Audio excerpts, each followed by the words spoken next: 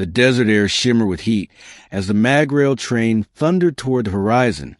I was out there alone, scavenging like usual. Solar panels, broken drones, maybe even some forgotten pre-collapse tech.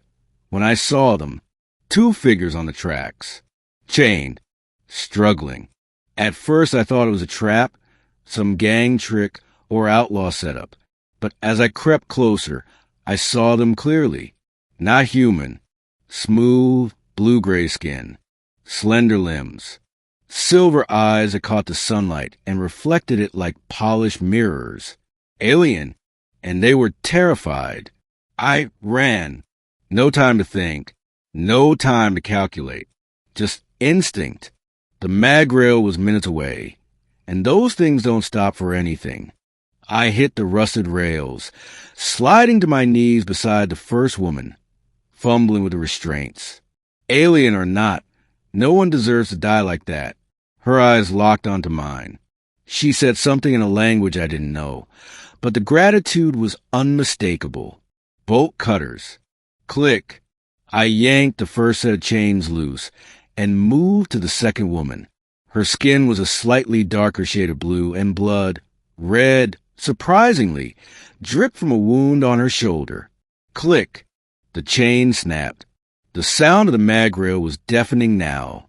The wind of its approach hit, like a wall. I grabbed both of them and threw myself off the tracks, seconds before the train screamed past. Dust, heat, silence. They looked at me like I was something holy. I didn't know what to say. "You're welcome," I mumbled, panting. Glad I was in the neighborhood. The taller one touched my arm and spoke again. The words were foreign, but something clicked. Maybe it was her tone or the way her eyes softened. Maybe it was a translator chip in my old wrist pad, finally kicking in. Whatever it was, I heard her voice in my head clear as day. "You saved us," she said. "We are yours." That threw me. What? The other woman crawled closer, eyes wide with reverence. "We owe you our lives. You claimed us." No, I said quickly, waving my hands. "That's not how this works. I don't own you. I just helped." But they didn't listen. Or maybe they didn't care. They stood slowly, helping each other, and both placed a hand on my chest like they were pledging fealty. "I am Celia," said the tall one. "She is Nira. We are bonded now. We are yours." I should have argued harder, should have walked away. But looking into their eyes, seeing the way they looked at me like I was some kind of savior, I didn't. I brought them back to my shelter. It was just a repurposed service bunker, reinforced with scavenged alloy plating and powered by salvaged solar. Cramped, dusty, and full of junk, but it was mine. And now, apparently, it was theirs too. They learned fast. Within days, they picked up my language, figured out my tools, even fixed my old water recycler, which I'd been too stubborn to admit was broken. Nira, the quiet one, had a knack for machines. Celia, bold and unafraid, started accompanying me on scavenging runs. Every day they became more human, and every day I became more enchanted. I tried not to fall for them. I really did. But how do you not fall for someone who looks at you like you're the sun? Someone who listens to everything you say like it matters? Someone who risked their life to pull me out of a sinkhole and then laughed as we rolled in the sand, bruised but alive? I wasn't used to connection. After the collapse, people kept to themselves. Trust was a currency more valuable than water. But these two, they gave it freely. And somehow they wanted me.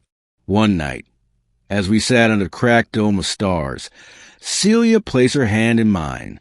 "Our customs are not yours," she said softly. "But on our world, when someone saves your life, they become part of your soul." Nira leaned against me, her voice a whisper.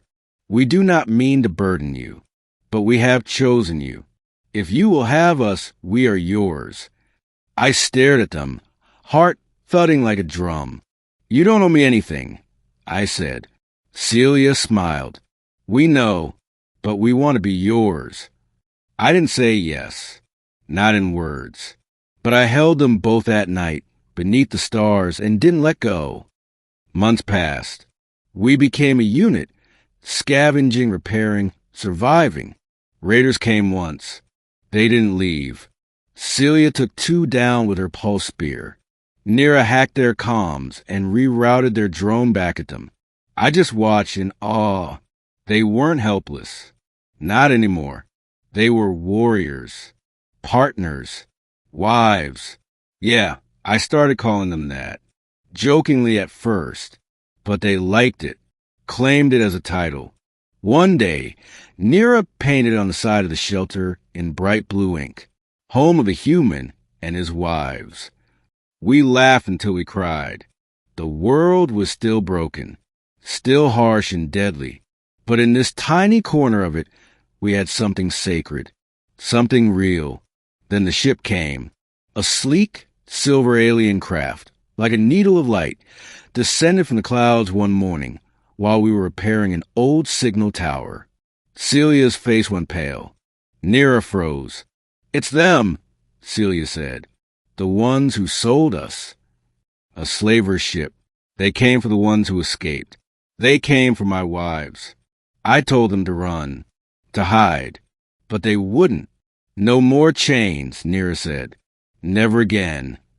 We fought, just the 3 of us against a crew of trained slavers. They had tech, weapons, armor, but they didn't have what we had: fire, fury, family.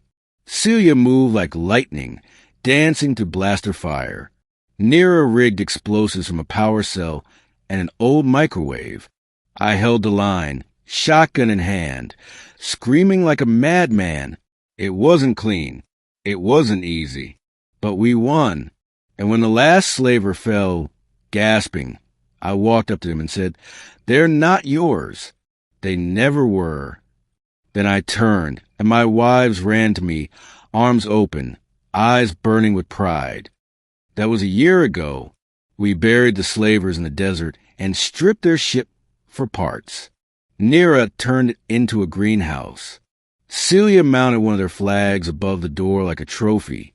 I just kept living day by day with the 2 people who taught me what love really was. Not obligation, not ownership, choice. They chose me, and every day since, I've chosen them right back. So, yeah, I saved 2 alien women chained to the tracks. Now they're my wives, and I wouldn't have it any other way.